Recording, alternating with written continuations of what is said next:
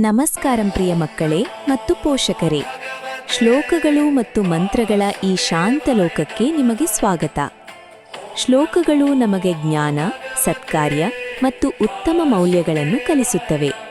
ಮಂತ್ರಗಳು ನಮ್ಮ ಮನಸ್ಸನ್ನು ಶಾಂತಗೊಳಿಸಿ ಧನಾತ್ಮಕ ಶಕ್ತಿಯಿಂದ ತುಂಬಿಸುತ್ತವೆ.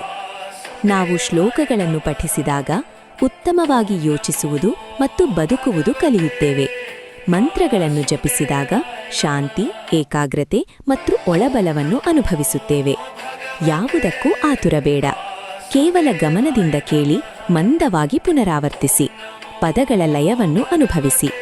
ಆರಾಮವಾಗಿ ಕುಳಿತು ಒಂದು ಆಳವಾದ ಉಸಿರು ತೆಗೆದುಕೊಳ್ಳಿ.